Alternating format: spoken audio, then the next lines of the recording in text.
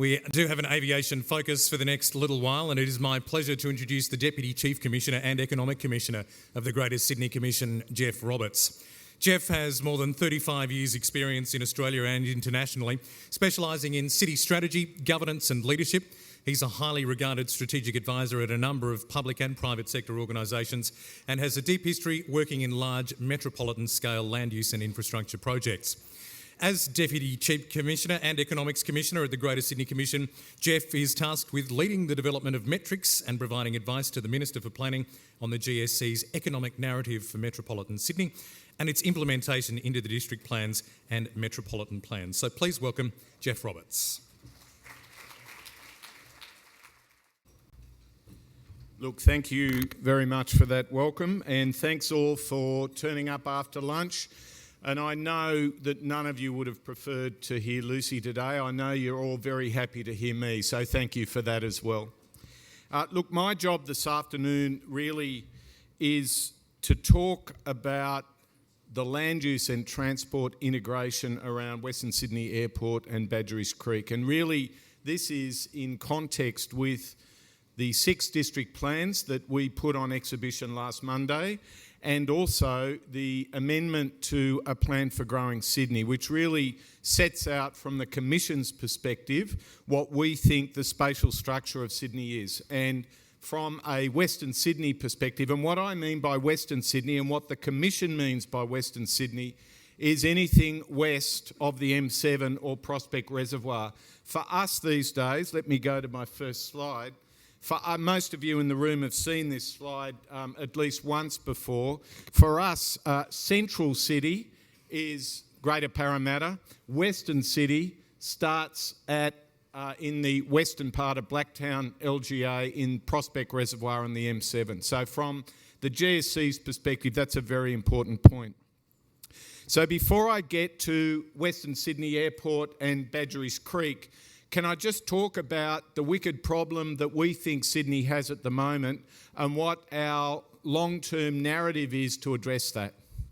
So very quickly, the problem that Sydney has as a city of 4.6 million people growing to 6.3 to 6.4 in 20 years. So at global scale, that is a very large population growth, and then in the middle of the century, by 2056, we imagine Sydney to be at about 8 million people, so approximately double where we are today. Now, the problem with Sydney, the structural problem with Sydney, is that global Sydney, where a disproportionate number of number of jobs occur, is in this very elegant economic machine that we currently call Sydney CBD. It's one of the most, from an economic perspective, it's one of the most efficient economic engines of any city in the world. The last thing we want to do is to harm that in any way. In fact, part of the Commission's mantra is to grow the eastern city above trend lines. But the problem we've got, at 3 million people, our new housing was in the mid-suburbs around Parramatta. The problem that we have today is that of those 1.6 million people coming to our wonderful city, about 1 million of them are going to be located west of that line. Now, the simple fact of the matter is that we have 2, possibly 3 scenarios to look at. The first scenario with that structural problem is that we build east-west connectivity, mobility, transport systems like you've never seen before. I suspect we can't afford that scenario.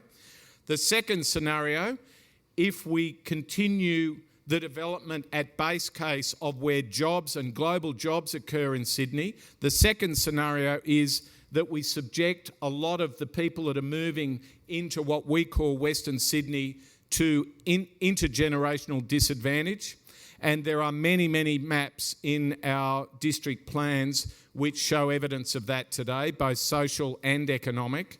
Or the third scenario is that we work to our strengths and look at ways of creating, through our economic assets, a major global city in Western Sydney. So that took the Commission to the view that actually at the moment we're a bit of a one-trick pony.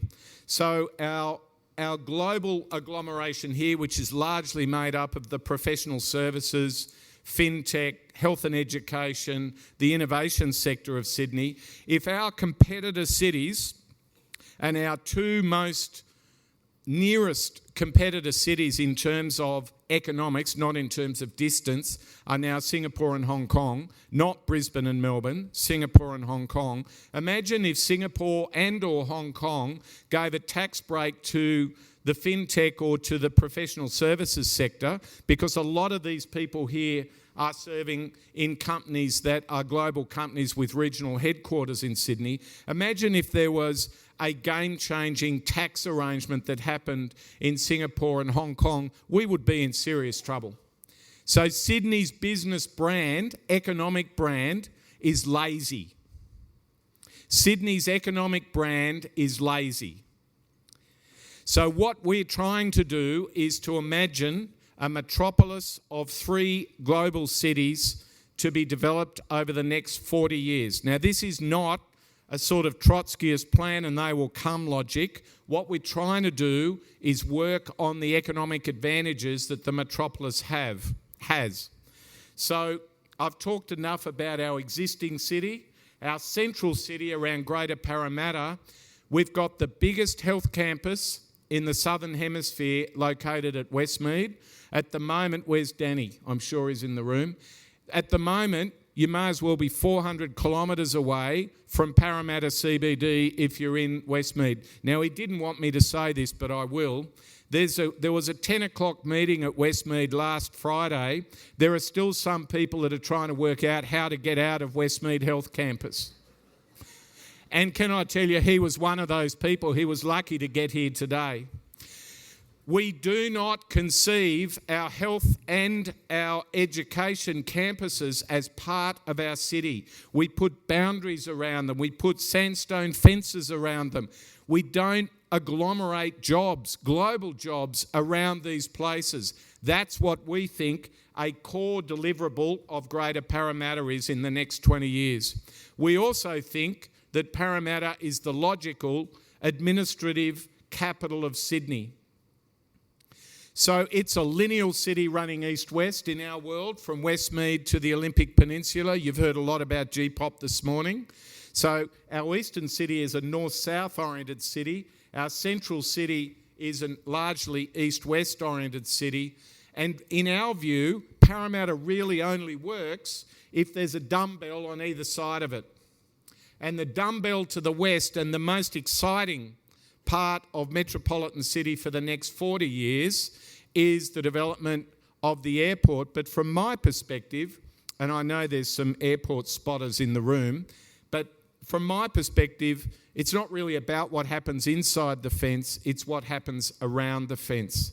So our view of the third city is that it's the most connected place in Australia in the middle of the century. It has a world-class Aerotropolis around it, and the precious existing urban centres of Penrith, Blacktown, Liverpool, Campbelltown, to a lesser extent Camden. I always have to say Camden in case there's somebody. Is Ron in the room? In case there's somebody from Camden in the room. These places are the places where we need to increase livability, where the economic basis of the cities need to be supercharged. And we think, given that we have those health and education precincts in each of these locations, we actually think that health and education is an obvious early win in terms of turning those hospitals and university campuses into world-class job agglomerations. So next time you read a metropolitan plan, you won't read the first paragraph in the current metropolitan plan, which says we have global Sydney here and in effect everything else west of about Camperdown. That's not good enough. That's not good enough. It's not a just city. We do not want to preside over a spatial structure in Sydney which effectively collapses in the next 20 years. And if we continue along the base case, that's what's going to happen.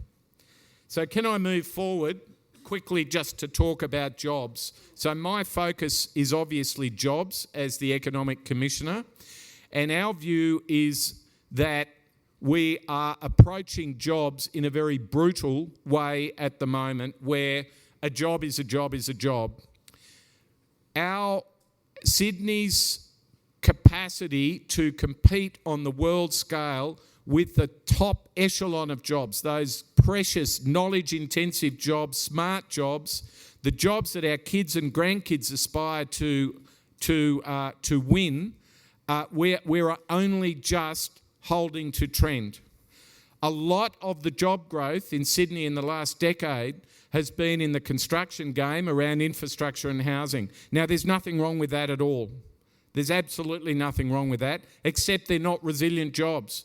They come and go with cycles. What we want to do in the Commission is grow those footloose jobs that are competing to be located in Sydney, in San Francisco, in Singapore, in Hong Kong, in London, dare I say it, even in Adelaide. So what we're going to do, and what we have done in the district plans, and I know you've all read it, Tony Perrott reckons Oran Park's not mentioned once. I reckon that's rubbish. But can somebody just do an audit of that before I finish speaking? We think that there are 4 job types, and every job in the city, there's 2.2 million jobs in the city at the moment. We've got to create another 750,000 jobs in the next 20 years. We would like that growth to be disproportionately in the blue and the green. So the blue is knowledge-intensive jobs, and the green is health and education jobs. So have a look at the proportional distribution of jobs in Sydney at the moment. So these are the wheels of each of the 6 districts. So the bigger the wheel, the more jobs. That's not surprising given what we've just talked about. But have a look at the blue proportion in Central versus the blue proportion in the West and in the Southwest. Now that simply isn't good enough. We need to grow those wheels, but I would prefer to proportionally grow the blue and the green as a priority rather than just grow with unsustainable job growth. You'll notice also that the green is approximately the same in each of the 6 districts. That's because governments tend to distribute health and education jobs relatively spatially evenly. But what we think, there's a major opportunity in the West with hospitals like Liverpool, Campbelltown, Penrith, Blacktown, all world-class hospitals, and universities like Western Sydney University, Sydney University, UNSW at Liverpool Hospital. We think the universities of Sydney need to move downtown. And that is a major economic boon for Western Sydney. Can I now move on to what I was supposed to talk about, which is the airport? So you can't do that third city, that third dumbbell, unless you have a game changer. Every planning document for the last 40 years has talked about, let's create more jobs in the West, let's not have housing unconnected to infrastructure and services. They're all almost exactly the same. The difference this time is a 24-hour airport. That is the first time in 229 years that we've given a strategic economic advantage to Western Sydney over Eastern Sydney. Now, we still love KSA. I assume that there are SACL and KSA people in the room. We haven't fallen out of love with KSA. KSA is absolutely fundamental to the efficiency of our eastern city, our 550,000 people at work in that blue. Absolutely fundamental.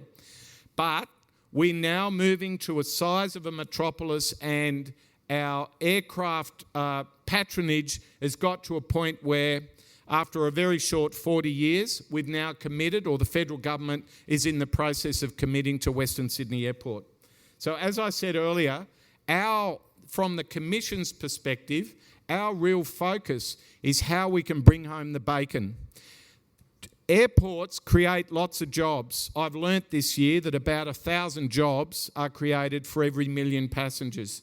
So when we're 10 million passengers, maybe in 36 or something like that, there'll be 10,000 jobs at the airport.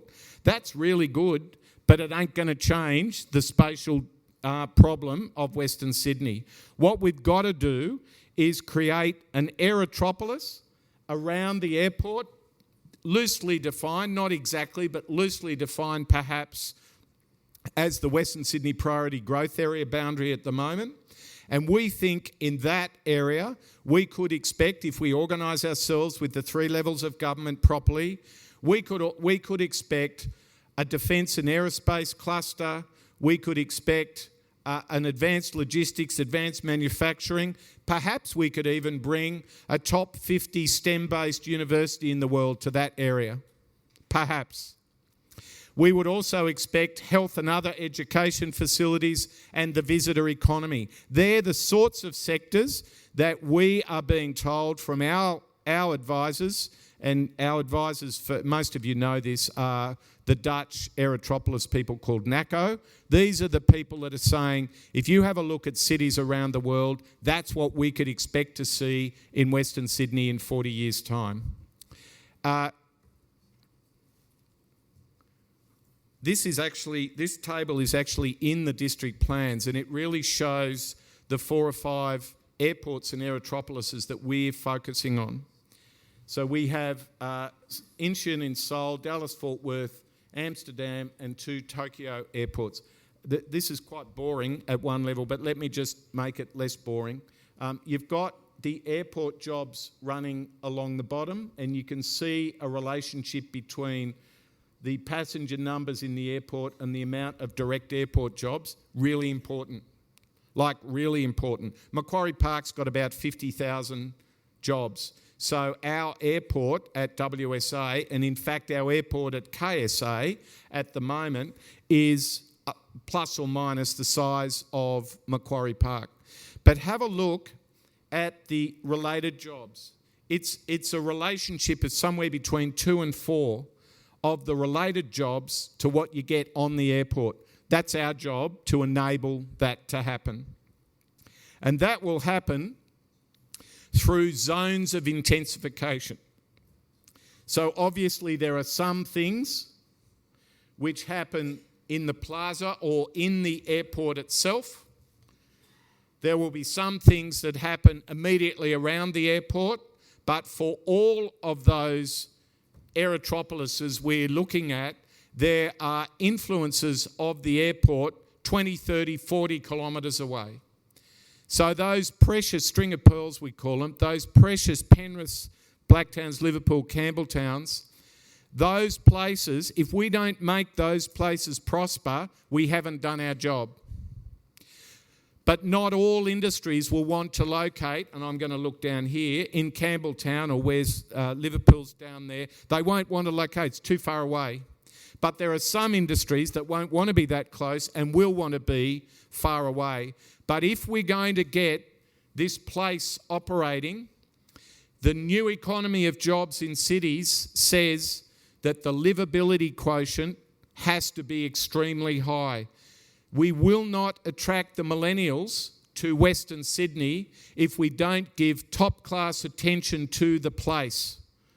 And that's another focus of the GSC. So in summary, our get-out-of-jail card for the metropolis over the next 40 years is in fact Western Sydney Airport. You only build an airport in a city, in a first world city, about every 50 to 100 years.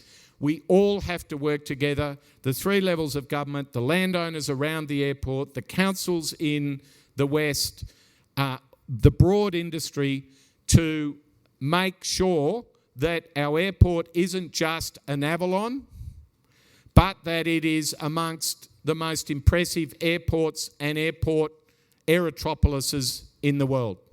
Thank you very much.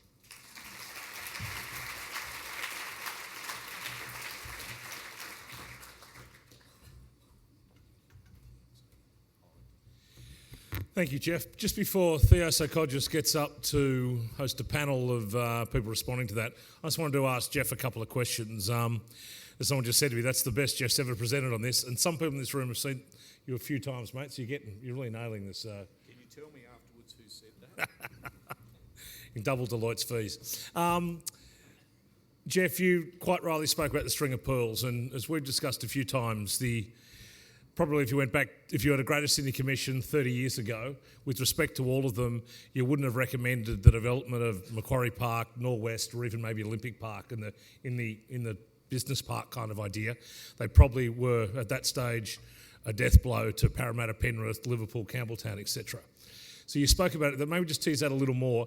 How do we build Airport City, either or both, around a Bringelly, a London, whatever? In our minds, are we thinking as a business park, or we think Conley as a city, or as we want to get the cities of the West densified, better amenity, attracting and going up? How do we have both without repeating the same mistake? It's a good question. I think the parkisation of Western Sydney has been a problem, and we do need to be very careful that we don't weaken our cities in the development of the area immediately around the outside, and that's why the city deal arrangement is working with all three levels of government to make sure that doesn't happen.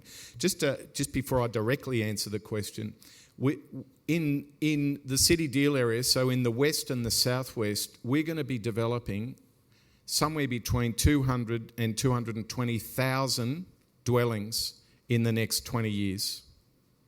We're going to be doing in those two districts as much as the whole of Sydney did 10 years ago. So we're building a city the size of Canberra in the next 20 years west of the M7. So I think the challenge is and the opportunity is to actually think of it like that. Let's not think about the Aerotropolis separate from Liverpool, separate from Penrith, separate from Campbelltown. Let's conceive a parkland city that has the right infrastructure delivered at the right times, that has the right type of housing diversity, dare I say it, affordable housing, although affordable housing isn't a major issue in Western Sydney, it's a much bigger issue in Eastern Sydney. I think we've got to start thinking about place and then how we fit the various elements of place and cities together. If we do it as a hodgepodge, we'll end up with a hodgepodge. Just mindful of some of our Academy students at WSU the other night reminded us that former Housing Commission homes at Wilmot and Shelby are now $500,000 each. So I think housing affordability in the West is $1 million apartments in Parramatta. So we're catching up on every metric, including housing inaffordability. David Borge is also doing the other session this afternoon on renewing the great cities of the West. Sitting with the Commissioner hat on now, both economic and as Deputy Chair, how do you envisage in 10, 15, 20 years how, and if Parramatta's on the way, I know, Greg, the job's not finished, but Parramatta's well and truly on the way, what do you envisage Penrith, Liverpool, Blacktown and Campbelltown look like as one would turn up in those cities? Chris, Parramatta's Central Sydney, not Western Sydney. Can you just practice that? That's cool, baby, promise that. They will be... You take a boy out of the West, you can't put him in the centre. Each of those cities will have a significantly greater economic base to their town centres. The real trick for those cities is to improve the livability and the economic logic of the cities. And so the cities themselves will be much bigger because of the housing issue, but we can't have a housing-led town plan for Sydney. That's a real problem. We've got to have an economic, social and environmental plan for Sydney. So each of those places, look at Campbelltown. It's a huge town centre at the moment. It was very ambitious when it was laid down 40 years ago. It's going to have to grow into itself. Look at Penrith, the city on the river. its centre may be dominated by a world-class university. Look at Liverpool, probably the place with the most development pressure on it at the moment. I would expect it to be significant, its economic base to be of global standards. And Blacktown, well, yes. Blacktown is a schizophrenic place. Is Kerry here? Blacktown is a schizophrenic place to us. It's part of West Central, but really it looks east and it looks west, a little bit like Macquarie Park does as well. Blacktown CBD, I can say this because Kerry isn't here, is just not good enough. It's just not good enough. And so with growth and with economic prosperity, we can afford to invest in the place. And that's the whole point of the GSC's narrative.